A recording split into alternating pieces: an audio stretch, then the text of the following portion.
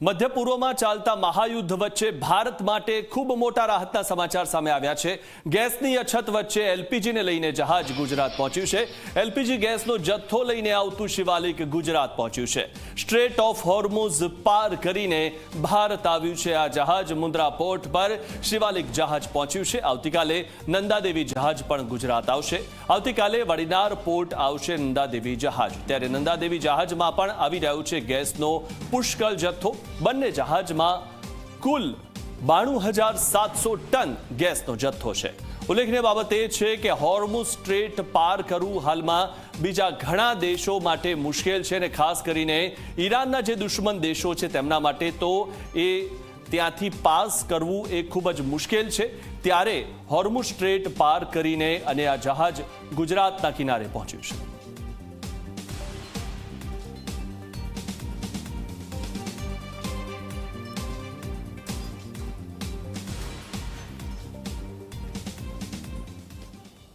तो जहाज पहुंची चूक्યું છે અને એલપીજીની હવે શોર્ટેજ નહીં પડે। આ વિશે વધુ માહિતી મેળવી અમારા સંવાદદાતા દર્શલ રાવલ પાસેથી મુન્દ્રાથી જે અમારી સાથે જોડાયા છે। દર્શલ, આ ખૂબ મોટી કૂટનીતિક જીત કહેવાય, કારણ કે જે હોર્મુઝ સ્ટ્રેટથી પસાર થવું બાકીના જે જહાજો છે તેમના માટે મુશ્કેલ છે, ત્યારે આ જહાજ ગુજરાત પહોંચ્યું છે। આવતીકાલે પણ બીજું જહાજ આવવાનું છે અને એલપીજીની હાલમાં જે શોર્ટેજ થઈ રહી છે તેમાં હવે મુશ્કેલી નહીં આવે।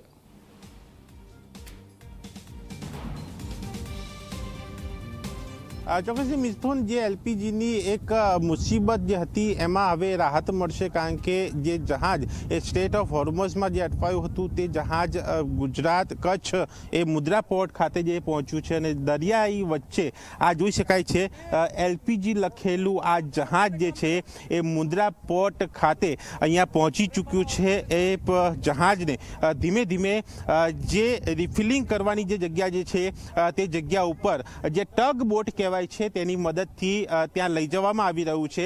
અને જે આ જહાજ અહીંયા આવ્યું છે એ શિવાલિક જહાજ છે કે જેની અંદર 44,000 મેટ્રિક ટન એ એલપીજી ગેસનો જથ્થો અહીંયા લાવવામાં આવ્યો છે। જ્યાં જે વિગત મળી છે એ મુજબ 20,000 ટન મેટ્રિક ટન એ ગેસનો જથ્થો જે છે એ અહીંયા મુંદ્રા પોર્ટમાં જે છે એ રિફિલિંગ કરવામાં આવશે।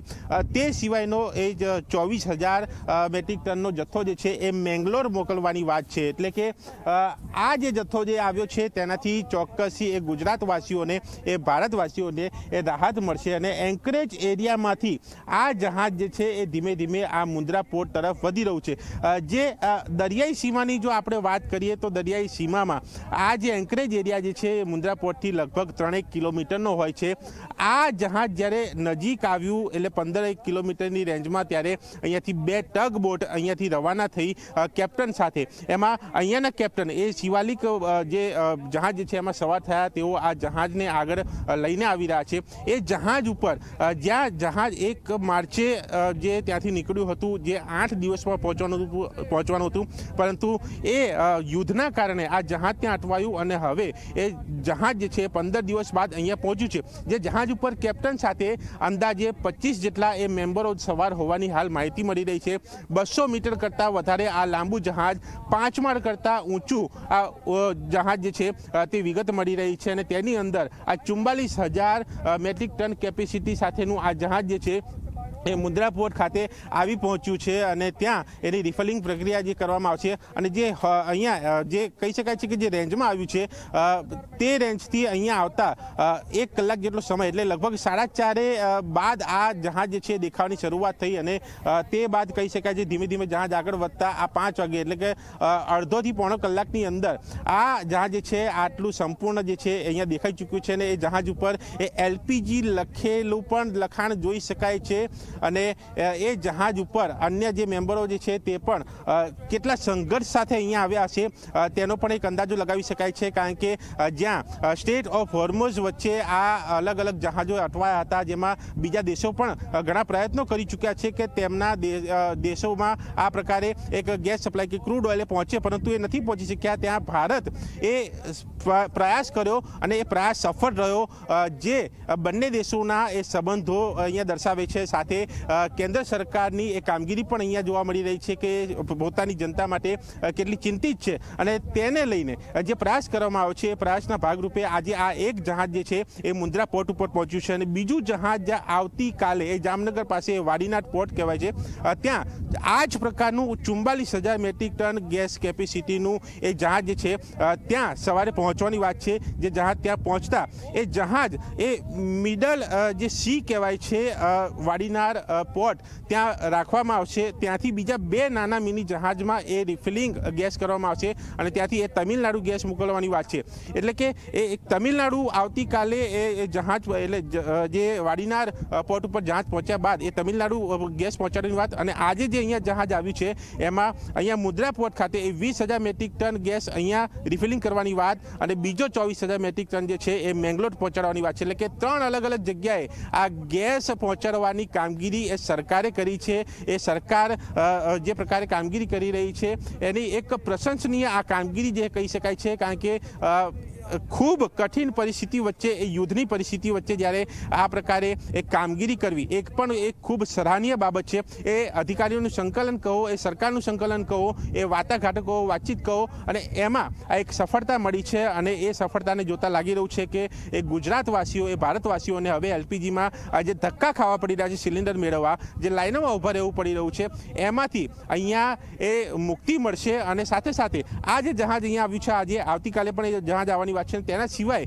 એ ક્રૂડ ઓઇલના એક જહાજની પણ વાતચીત ચાલી રહી છે. એ મુન્દ્રા પોર્ટ ઉપર આવવાની એક ચર્ચાઓ ચાલી રહી છે. ટાઈમલાઈન એ દિવસ એ સમય નક્કી નથી થયો પરંતુ એની પણ પ્રક્રિયા અહીંયા કરવામાં આવી રહી છે. એ સિવાય બીજા પણ જે એલપીજી ગેસના જહાજો અહીંયા પહોંચે એ પ્રકારના પણ પ્રયાસો એ સરકાર કરી રહ્યું છે. એટલે કે જનતાની ચિંતા એ સરકાર માટે ખૂબ મહત્વની છે અને માટે જે પ્રયાસ કરવામાં આવ્યો એ પ્રયાસમાં સફળતા મળી છે અને તેમાં આ એલપીજી લખેલું આ શિવાલિક જહાજ જે છે એ મુન્દ્રા પોર્ટ ખાતે અહીંયા પહોંચી ચૂક્યું છે. અને અહીંયા જે શરૂઆતમાં આપણને માહિતી મળી હતી કે આજે સવારે એ 9:30 આ જે જહાજ અહીંયા આવવાનું હતું એ બાદ 2 વાગ્યાની ટાઈમલાઈન થઈ, એ બાદ 4:30ની ટાઈમલાઈન થઈ અને પછી 5 વાગ્યાનો સમય આવ્યો અને 5 વાગતાની સાથે જ આ જહાજ અહીંયા આવી પહોંચ્યું છે. એટલે કે 3 જેટલી ટાઈમલાઈન અહીંયા બદલાઈ અને સાથે જે પ્રાથમિક માહિતી મળી હતી કે અહીંયા એ જહાજ સ્ટેન્ડ કર્યા બાદ આખો જે જથ્થો ટ્રાન્સફર કરવાની વાત હતી પહેલા કે જેમાં એ 50 થી 55 કલાકનો સમયની વાત હતી પરંતુ હવે જ્યારે 20,000 મેટ્રિક ટનની વાત છે એટલે કે 1 દિવસ જેટલો સમય આ જહાજ જે છે એ અહીંયા ઊભું રહેશે. ત્યાં સુધી આ સતત એ જથ્થો એ રિફિલિંગ કરવાની કામગીરી આ જે જહાજ જ્યાં લઈ જવામાં આવ્યું છે તેની પાસેની આ જે પાઇપલાઇન અહીંયા દેખાઈ રહી છે ત્યાંથી એ ટેન્કમાં લઈ જવામાં આવશે અને તે બાદ જરૂરિયાત મુજબ એ જથ્થો આગળ પહોંચાડવાની પ્રક્રિયા અહીંયા કરવામાં આવશે. એટલે કે આ વિગત હાલ મળી રહી છે અને એક રાહતના સમાચાર એ આ દ્રશ્યોમાં હવે જોઈ શકાય છે અને દરેક નાગરિકોને પણ અહીંયા હવે એક રાહત મળતી અહીંયા દેખાય છે કે આખરે એ એલપીજી ગેસનો જથ્થો જે છે અહીંયા પહોંચી ચૂક્યો છે અને હવે એ તેમના ઘરે પહોંચશે અને તેમનો ચૂલો જે ક્યાંક બંધ થવાનો તેમને ભય હતો તે નહીં થાય. એ ચૂલો સળગતો રહેશે, એ જમવાનું બનતું રહેશે અને સાથે ક્યાંક એ અસર એલપીજીની ચોક્કસી છે કારણ કે જે પ્રકારે એક નિયંત્રણ લાવવામાં આવે છે. જે પીએનજી લાઈન વાપરતા હોય, ગેસ વાપરતા હોય તેમને એ ગેસ એલપીજી સિલિન્ડર ન વાપરવા માટેનો એક આગ્રહ જ્યારે કરવામાં આવે છે, એક સૂચન આપવામાં આવ્યું છે ત્યારે ચોક્કસી અસર છે અને એ અસરને એ દૂર કરવા માટેનો આ સરકારનો પ્રયાસ એ અહીંયા દેખાઈ રહ્યો છે. અને તેના ભાગરૂપે આ જે એલપીજી એ જહાજ જે છે શિવાલિક જહાજ જે છે તે અહીંયા આવી પહોંચ્યું છે અને જોઈ શકાય છે કે જે જગ્યા ઉપર એ રિફિલિંગની પ્રક્રિયા જે અહીંયા થવાની છે એ જગ્યા ઉપર ધીમે ધીમે આ જે જહાજ જે છે શિવાલિક એ 2 ટગ બોટ સાથે, એક કેપ્ટન સાથે, એક ક્રૂ મેમ્બર સાથે એ અહીંયા પહોંચી રહ્યું છે. એ ક્રૂ મેમ્બર સાથે આપણે સીધી વાતચીત તો નથી કરી શકતા પરંતુ એની એક જે દુવિધા કહો કે પછી જે પ્રકારે આટલા દિવસો એમણે એ જહાજ ઉપર કાઢ્યા છે એ યુદ્ધની પરિસ્થિતિ વચ્ચે, એ કપરી પરિસ્થિતિ વચ્ચે તેના ઉપરથી અંદાજો લગાવી શકાય છે કે એમના પર પણ શું વીતી હશે. અને ખાસ કરીને જ્યારે આ પ્રકારનો એલપીજી ગેસનો જથ્થો લાવવો એ ખૂબ જોખમી હોય છે અને કોઈ પણ દેશ ક્યારે પણ શું કરી લે એ પણ નક્કી નથી હોતું. એની વચ્ચે એક હિંમત સાથેનું આ કામ જે છે એ મેમ્બરોનું પણ જોવા મળ્યું છે અને સરકારનો પણ એટલો સપોર્ટ, સરકારની પણ એ પ્રકારની કામગીરી એ પણ રહી છે એ ખૂબ સરાહનીય છે. અને એ બતાવે છે કે કેન્દ્ર સરકાર જે છે એ ભારતીયોની ચિંતા સતત કરતું રહ્યું છે, કરે છે અને તેના જ ભાગરૂપે આજે આ મોટી સફળતા સફળતા એ મળી છે અને વિકટ પરિસ્થિતિ વચ્ચે જ્યાં અન્ય દેશો જે કામ નથી કરી શક્યા એ ભારતે કરી બતાવ્યું છે, કેન્દ્ર સરકારે કરી બતાવ્યું છે અને આજે આ એલપીજી ગેસમાં રાહત મળતા એ દ્રશ્યો, એ સમાચાર પણ અહીંયા જોઈ શકાય છે. મિથુન.